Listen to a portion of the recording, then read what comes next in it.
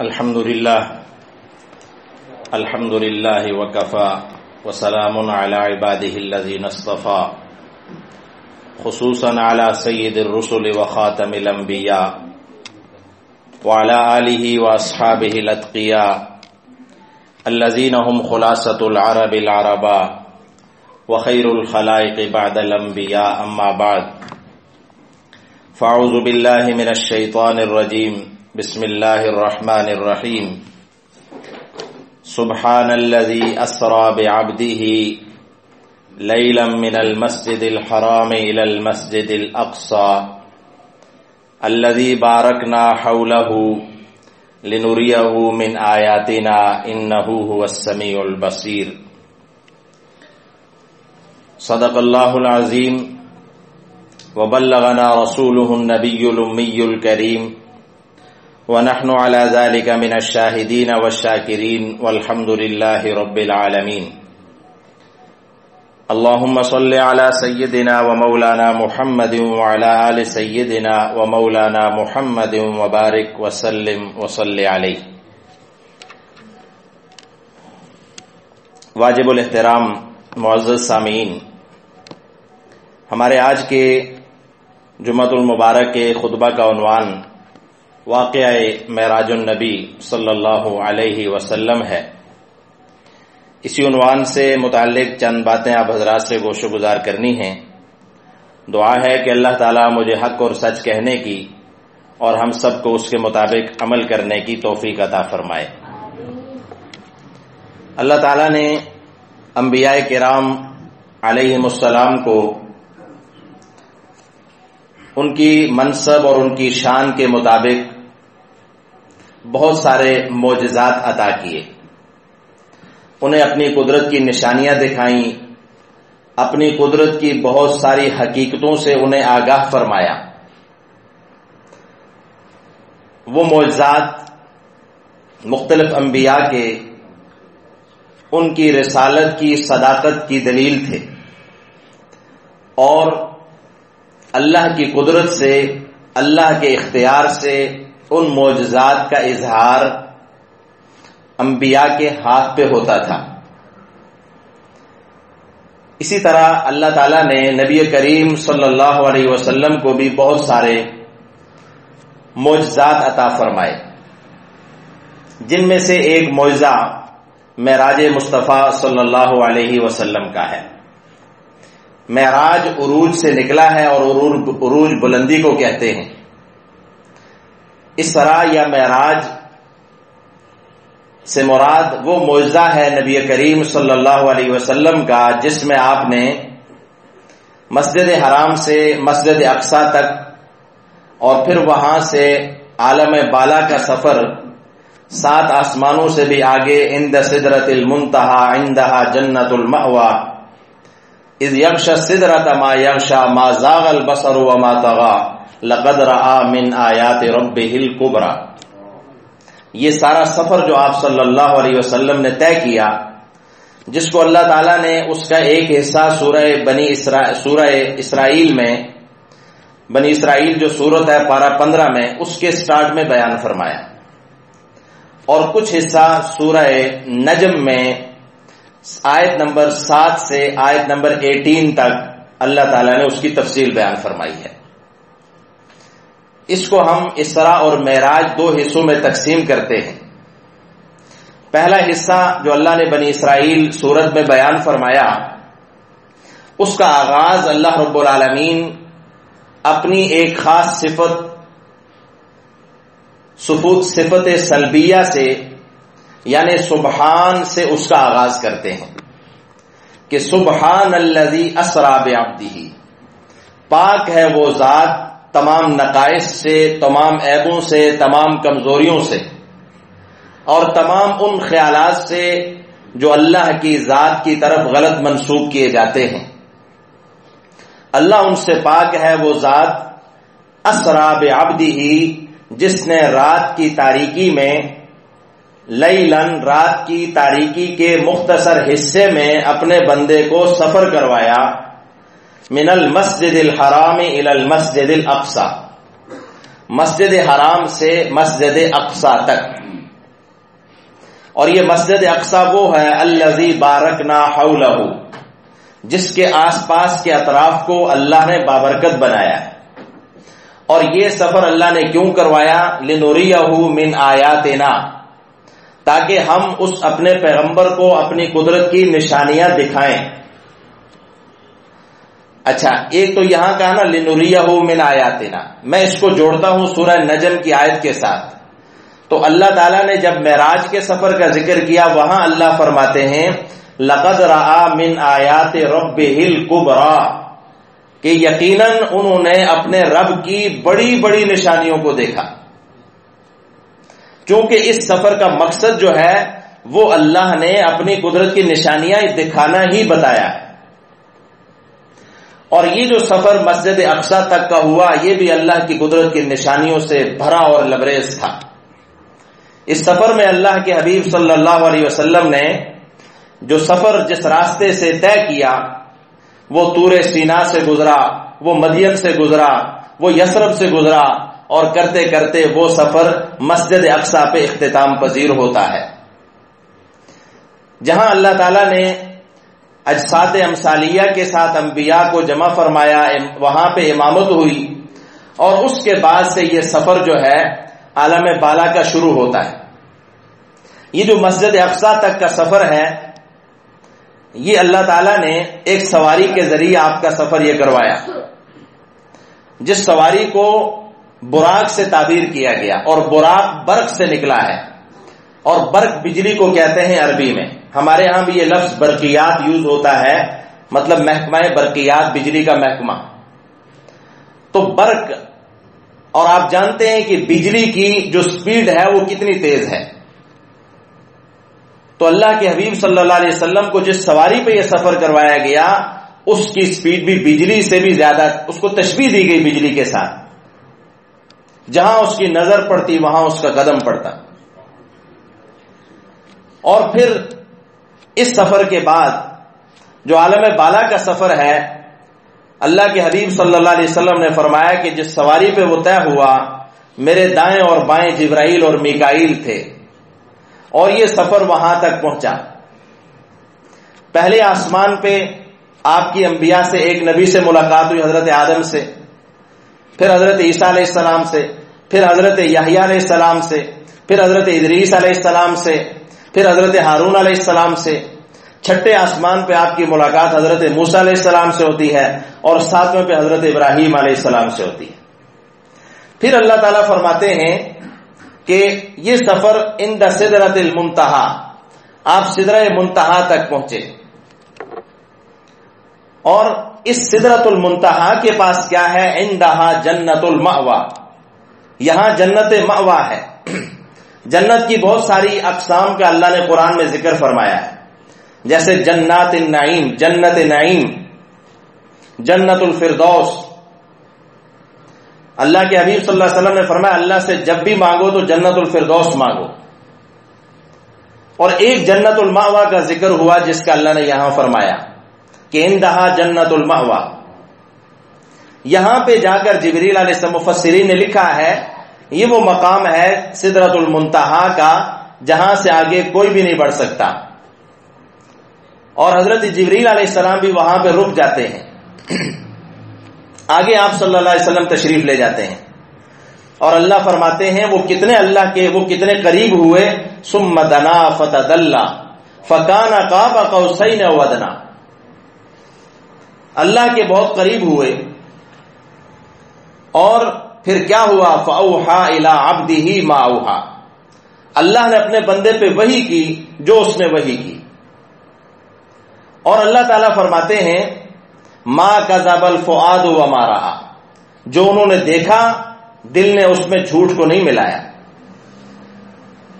سامعین محترم، روایات اس واقعے کے حوالے سے تقریباً 25 روایات مختلف کبار صحابہ کرام سے مروی ہیں، جو اس واقعہ معراج کی مختلف اجزاء کو مختلف انداز میں بیان فرماتی ہیں۔ قرآن کریم نے جو تفصیل بیان کی اس کا ترجمہ میں نے آپ کے سامنے کیا۔ اللہ رب العالمین نے، جیسے ایک روایت میں آتا ہے جب اللہ کے حبیب صلی اللہ علیہ وسلم اللہ کے قریب ہوئے تو آپ نے جن کلمات سے اللہ کی حمد و ثنا کی وہ یوں تھے کہ التحیات للہ والصلوات والطیبات. تمام التحیات سے مراد تمام وہ عبادتیں جو زبان سے ہوتی ہیں، اللہ کی وہ تعریفیں جو انسان اپنی زبان سے کرتا ہے، وہ ذکر و اذکار کی شکل میں ہو، وہ تسبیحات کی شکل میں ہو، یا وہ وظائف کی شکل میں ہو، یا وہ دعاؤں کی شکل میں ہو. التحیات للہ والصلوات سے مراد وہ تمام عبادات ہیں جو انسان اپنے بدن سے بجا لاتا ہے، اور والطیبات سے مراد وہ تمام عبادات ہیں جو انسان اپنے عمل سے، اپنے مال سے یا دیگر چیزوں سے بجا لاتا ہے. جب اللہ کے حبیب صلی اللہ علیہ وسلم نے یہ کلمات دہرائے تو اللہ نے فرمایا السلام علیک ایھا النبی ورحمۃ اللہ وبرکاتہ. سلامتی ہو تجھ پر اے میرے پیغمبر، اور اللہ کی رحمت ہو اور اللہ کی برکت ہو تجھ پر. تو اس بابرکت موقع پہ جب اللہ کی سلامتی نازل ہو رہی تھی، اللہ کے حبیب صلی اللہ علیہ وسلم نے فرمایا السلام علینا وعلی عباد اللہ الصالحین، سلامتی ہم پر بھی ہو اور اللہ کے جتنے بھی نیک بندے ہوں گے ان پر بھی اللہ کی سلامتی ہو. اس معراج کے موقع پہ اللہ کے حبیب صلی اللہ علیہ وسلم کو جو حدیث مبارکہ میں آیا، اللہ نے آپ کو جو تحفے عطا کیے وہ 3 تھے. ایک یہ کہ اللہ نے آپ پر نمازیں آپ کی امت کے لیے فرض کی. نماز وہ موقع، وہ عبادت ہے جس کی فضیلت اور مقام اور درجہ یہ ہے کہ اللہ نے حج کو فرض کیا تو زمین پہ حکم اتارا، زکوٰۃ کو فرض کیا تو زمین پہ حکم اتارا، روزوں کو فرض کیا تو زمین پہ حکم اتارا. لیکن جب نماز کی فرضیت کی بات آئی تو اللہ نے اپنے حبیب صلی اللہ علیہ وسلم کو معراج پہ بلا کر وہاں پہ اس کی فرضیت کا حکم دے کر اللہ نے آپ کو واپس بھیجا. اس لیے اللہ کے حبیب صلی اللہ علیہ وسلم نے فرمایا کہ الصلاۃ معراج المؤمنین، اللہ نے مجھے تو معراج کروایا اپنے پاس بلا کر، لیکن اللہ نے مجھے ایک عبادت ایسی عطا کی ہے کہ میرے اوپر ایمان لانے والے، میرے امتی جب بھی اس عبادت کو بجا لائیں گے تو وہ گویا کہ اللہ کی معراج کا درجہ حاصل کریں گے. الصلاۃ معراج المؤمنین، مومنوں کی معراج وہ اللہ کے آگے سر بسجود ہونا ہے، اللہ کے آگے اللہ کے قدموں میں گرنا ہے. دوسرا جو تحفہ اللہ نے آپ کو عطا کیا، اللہ کے حبیب صلی اللہ علیہ وسلم نے فرمایا وہ مجھے سورہ بقرہ کی آخری آیات اللہ نے عطا کی جو مجھ سے پہلے کسی پیغمبر کو اللہ نے عطا نہیں کی. وہ آخری 3 آیات ہیں، بہت قیمتی ہیں، ان کا ترجمہ اکثر احباب جانتے ہیں. اور تیسری جو چیز جو پروانہ اللہ کے حبیب صلی اللہ علیہ وسلم کو عطا ہوا وہ یہ تھا کہ اللہ نے آپ سے فرمایا کہ آپ کی امت کا ہر وہ شخص جس نے ایمان لایا اور اس کے بعد کبھی شرک نہیں کیا، میں اس کی ضرور بخشش کروں گا. یہ 3 پروانے آپ لے کر آئے. سامعین محترم، آگے بڑھنے سے پہلے میں ایک بات آپ سے عرض کرتا چلوں کہ معراج کا یہ جو سفر ہوا، جو حرم مکہ سے شروع ہوا، عالم بالا سے واپسی تک کا سفر، یہ کوئی خواب نہیں تھا، یہ ایک جسمانی سفر تھا جو اللہ نے اپنی قدرت کاملہ سے اللہ کے حبیب صلی اللہ علیہ وسلم کو کروایا. اس لیے کہ اس پہ اللہ نے جب اس واقعے کا آغاز کیا ہے تو لفظ سبحان اپنی وہ تعریف لائی جس سے اللہ یہ بتانا چاہتے ہیں کہ اللہ کی قدرت سے کوئی بھی چیز باہر نہیں ہے. اگر معراج کا سفر کسی انسان کے اپنی ذات تک ہوتا تو یقیناً ناممکن تھا. چونکہ یہ سفر کروانے والی اللہ کی ذات ہے. اور ایک بڑی زبردست بات جو ایک عصر حاضر کے ایک مفسر نے لکھی کہ اللہ تعالیٰ نے یہ سفر کروایا، اپنی قدرت کی نشانیاں دکھائیں. یہ اللہ نے یہ سفر، یہ نشانیاں کیوں دکھائیں؟ تاکہ اللہ کے حبیب صلی اللہ علیہ وسلم جو اس سے متعلقات، جو آگے واقعات بیان فرمائیں گے، جو آپ نے اپنی قدرت کی نشانیاں دکھائیں وہ بیان فرمائیں گے. تو جیسے ہمارے دور میں بھی ہر دور میں فلسفی لوگ ہوتے ہیں، فلسفے کی باتیں کرتے ہیں، تو ان کا فلسفہ جو ہوتا ہے وہ محض قیاسات ہوتے ہیں، اندیکھی باتیں ہوتی ہیں، جو ان کی عقل کی اختراع ہوتی ہیں، تو اللہ نے یہ اس لیے سفر کروایا اور وہ حقیقتیں آپ کے سامنے کھولیں تاکہ جب اللہ کے حبیب صلی اللہ علیہ وسلم انہیں بیان فرمائیں تو وہ محض ایک فلسفی کا خیال نہ ہو، بلکہ اس کے پیچھے ایک بہت بڑی آنکھوں دیکھی حقیقت ہو، جس کی طرف اللہ کے نبی لوگوں کو ایمان کی دعوت دیں۔ اور ایمان کی دعوت مضبوط تب ہوتی ہے جب پہلے اللہ اپنے انبیاء کو اس کا مشاہدہ کرواتے ہیں۔ ہمارا ایمان ہے کہ اللہ ہی مردوں کو زندہ کرتا ہے، زندوں کو موت دیتا ہے۔ حضرت ابراہیم علیہ السلام نے بھی اللہ سے ایک اپیل کی تھی کہ اللہ میں دیکھنا چاہتا ہوں کیف تحیی الموتى، تو مردوں کو زندہ کیسے کرتا ہے؟ تو اللہ نے آپ کی یہ ڈیمانڈ کیسے پوری کی؟ اللہ نے آپ کو اپنی آنکھوں سے دکھایا، مشاہدہ کروایا، تاکہ دعوت انبیاء کی جو دعوت ہے اس میں مزید پختگی اس اعتقاد کے ساتھ ہو کہ کبھی ان کا ایمان تزلزل میں نہیں آتا، تذبذب کا شکار نہیں ہوتا۔ سامعین محترم، اس معراج کے واقعے میں اللہ کے حبیب صلی اللہ علیہ وسلم نے ہمارے لیے اس معراج کے واقعے میں ایک تو ہمارا تعلق اس کے ساتھ ایمان کا ہے، چونکہ ایک معجزہ ہے، اور معجزات ہوتے ہی خلاف عقل اور خلاف واقعہ ہوتے ہیں، لہذا کسی بات کو اس بنا پہ ریجیکٹ کر دینا یا اس کو نہ ماننا کہ یہ عقل کے خلاف ہے، یہ بات ہم ہر چیز کو اس لیے نہ مانیں کہ عقل اس کو نہیں مانتی، یہ بات ایمانیات کے بھی خلاف ہے۔ الذین یؤمنون بالغیب، جو متقین کی پہلی صفت ہے، یہ اس کے تقاضوں کے خلاف ہے۔ ایمان بالغیب کا مطلب یہ ہے کہ جو چیزیں آپ نے نہیں دیکھی، آپ کے مشاہدے میں نہیں آئیں، آپ کی عقل اور اس کے تصورات سے باہر ہیں، آپ ان کو بھی مانیں، اسی کو تو ایمان بالغیب کہتے ہیں۔ اور یہ ان چیزوں میں سے ہے، کون مانتا ہے کہ ایک لاٹھی جو ہے وہ سانپ بن جائے؟ عقل تو اس کو تسلیم نہیں کرتی، لیکن اللہ نے اس واقعے کو بار بار قرآن میں بیان کر کے اپنی قدرت کی نشانیاں بتائیں کہ اللہ کی قدرت سے کوئی چیز باہر نہیں ہے۔ سامعین محترم، جو نشانیاں، جو مناظر اللہ نے اپنے حبیب صلی اللہ علیہ وسلم کو معراج کے سفر میں دکھائے، اس میں اللہ نے آپ کو جنت کے مناظر بھی دکھائے، جہنم کے مناظر بھی دکھائے، مختلف لوگوں کو مختلف سزاؤں میں مبتلا دکھایا۔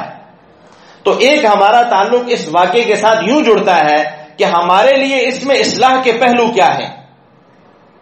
ایمان کا پہلو تو یہ ہے کہ ہم نے اسے دل و جان سے تسلیم کرنا ہے کہ یہ سب، اور پھر آج کے دور میں جب سائنسی ایجادات کا دور ہے، جب انسان اس بات پہ قادر ہو گیا آج کہ وہ چاند تک پہنچنے کی باتیں کرتا ہے، حال ہی میں مریخ پہ پہنچنے کی باتیں ہوئی اور لوگوں نے دیکھا، جب ہم ان چیزوں کو جھٹلانے کی بات نہیں کر سکتے، تو اگر ایک انسان اتنی عقل کو استعمال کر کے، اللہ کی دی ہوئی عقل کو استعمال کر کے یہاں تک پہنچ سکتا ہے، تو اللہ اپنے حبیب کو یہ سفر آج سے ہزاروں سال پہلے، تقریباً 1500 سال پہلے کی بات اللہ نے یہ سفر کروایا، تو اس میں ناممکن کیا بات ہے؟